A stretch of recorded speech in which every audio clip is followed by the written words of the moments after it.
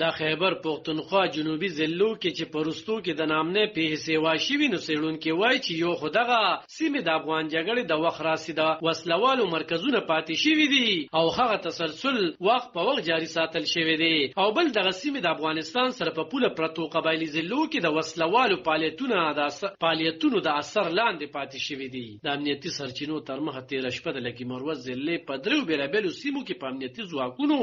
وسلوالو بریدونه کړي او امنیتي چارواکي تاییدوي چې د بریدونو په مخال نښتو کې وترهګر او درې امنیتي سرتیري وجل شوي او دوه جوبل شوي خوم دي د یادو بریدونو او نښتو په اړوند پوج په رسمي ډول سندي ویلي امنیتي سرچینې وایي چې دغه بریدونه تحریک طالبان پاکستان یعنی ټي ټي پی کړي خو ټي ټي پی یې په اړوند سندي ویلي خو په ټولنیزو رسنیو د جهاد پاکستان په نوم یو ناپېژندل تنظیم جهاد پاکستان دغه بریدونو ذمہواری منلې ده د خیبر پختونخوا په جنوبي ضلعو کې د نامنه د پیو سیوا کېدو پاړوند لکی مروت سره تعلق لرونکي د پیښور خای کوټ بار وکیل په مروت وایي چې په جنوبي سیمو کې نامنه انتخابي سیوا شوي نو یوازې په امنیتي ځواکونو بریدونه کېږي بلکې عام خلک هم ځان غیر محفوظه ګڼي او د یری سره مخ شوي دي په خبرو کې خغول چې په سیمو کې خلکو ته د وسلوالو په ضد د لښکر ویل کېږي خدا د بشري حقوقو سرغړونه ده او د خلکو تحفظ د ریاست ذمہواری ده او په لکی مروت کې د وسلوالو فعالیتونو سیوا کېدل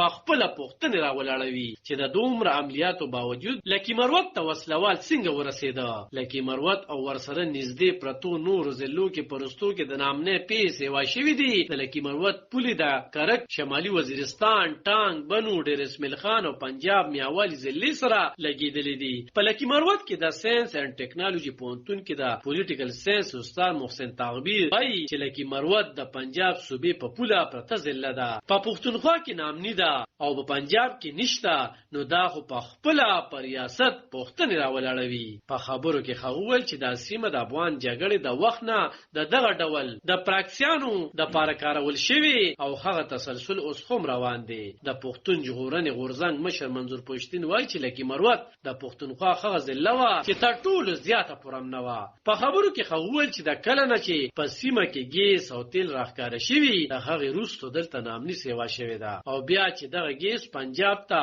بوتلل کېدو او د سیمې خلکو یې په ضد احتجاجونه وکړل نو دا نامني ډیره سیوا شوه میجر جنرال احمد شریف چودري ویلي وو چې ترهګرۍ په ضد زمون کامیابه جګړه به د روسته ترهګرۍ ختمولو پورې روانه وي علب خان شیرپو دلبر نیوز 400 دا خیبر